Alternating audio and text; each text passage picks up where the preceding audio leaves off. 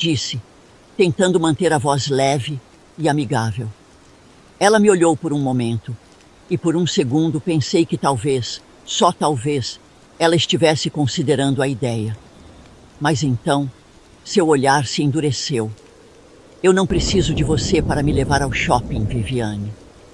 Eu já sou grande o suficiente para isso, ela respondeu, virando as costas e subindo para o quarto, sem me dar a chance de insistir.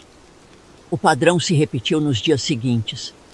Eu tentava me aproximar de diferentes maneiras, sugerindo passeios, oferecendo ajuda com os estudos, ou simplesmente tentando conversar sobre coisas triviais. Mas todas as minhas tentativas eram recebidas com a mesma frieza. Rebeca respondia de forma cortante, deixando claro que não estava interessada em formar qualquer tipo de vínculo comigo.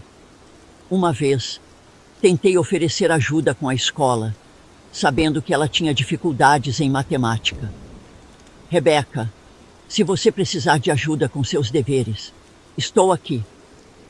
Eu era boa em matemática na escola. Ofereci, tentando soar prestativa. Prefiro fazer sozinha, ela respondeu rapidamente, sem sequer olhar para mim.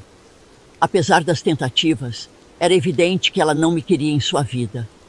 A cada rejeição, eu me sentia mais e mais frustrada, e o que começou como uma tentativa de aproximação genuína, logo se transformou em uma batalha para manter o controle da situação.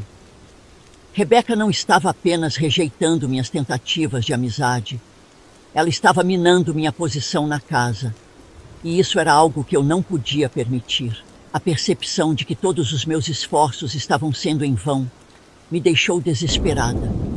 Eu sabia que, se continuasse assim, poderia acabar perdendo tudo. Rebeca era uma barreira que eu precisava superar, e cada dia que passava, ficava mais claro que as abordagens sutis e os gestos gentis não seriam suficientes. Naquela noite, enquanto Eduardo dormia ao meu lado, tomei a decisão que mudaria tudo. Eu não sairia daquela casa, não depois de ter chegado tão longe. Rebeca seria um problema a ser resolvido, custasse o que custasse. Eu sabia que precisava de ajuda para lidar com Rebeca. Ela era jovem, inteligente e determinada a não me deixar tomar o lugar que eu tanto desejava ao lado de Eduardo.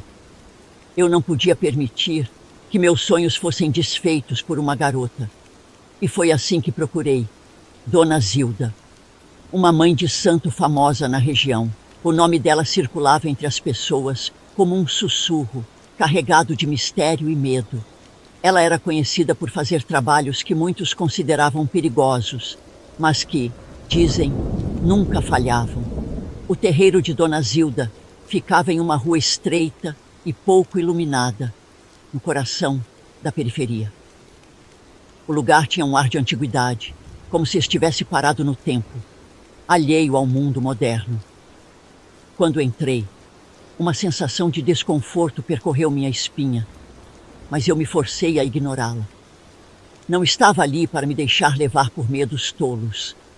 Dona Zilda, uma mulher de pele escura, estava sentada atrás de uma mesa coberta de panos coloridos e objetos ritualísticos. Ela levantou os olhos quando me viu entrar. "Olá, minha jovem. Em que posso ajudá-la?" ela disse. "Preciso da sua ajuda", eu respondi, tentando manter a voz firme. "Quero que meu marido Eduardo se afaste de sua filha Rebeca. Quero que eles briguem. E que ela vá para bem longe de nossas vidas." Dona Zilda não respondeu de imediato. Ela apenas me observou, como se estivesse lendo minha alma, desvendando cada um dos meus pensamentos. Depois de um longo silêncio, ela se levantou e começou a preparar o que seria o meu destino. "Você entende o que está pedindo, não entende?" ela perguntou.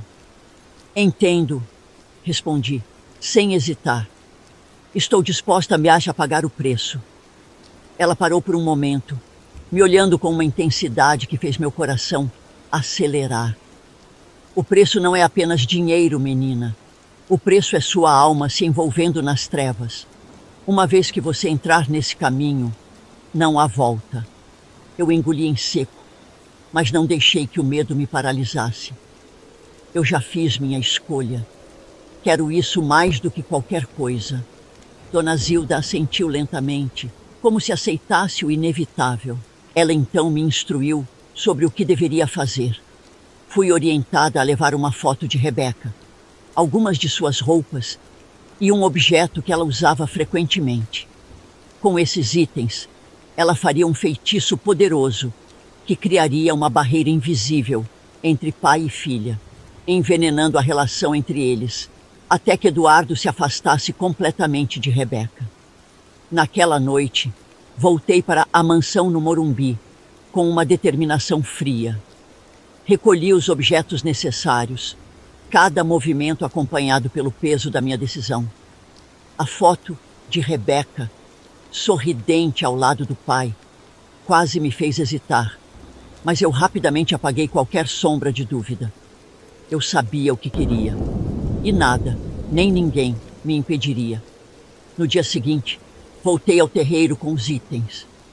Dona Zilda me esperava, e sem dizer uma palavra, começou a realizar o ritual. O ar parecia vibrar ao redor dela, enquanto entoava cânticos antigos, suas mãos movendo-se com precisão, enquanto misturava os elementos que eu havia trazido com as ervas e outros ingredientes que eu não conseguia identificar. Eu assistia em silêncio, sentindo uma mistura de ansiedade e excitação.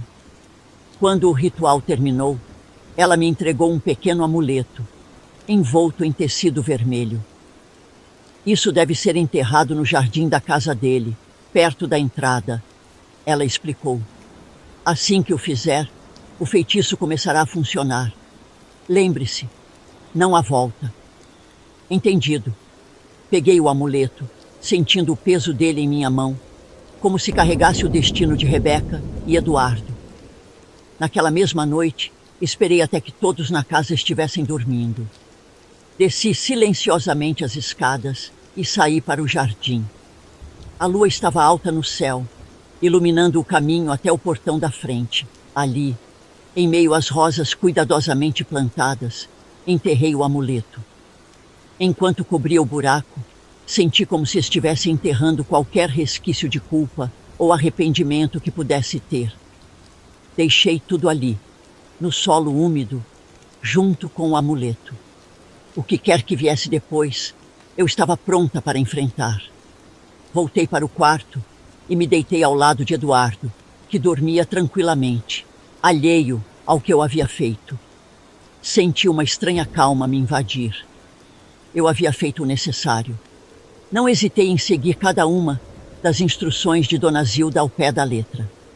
Deixei a culpa e os escrúpulos do lado de fora daquele terreiro, como um casaco velho que já não servia.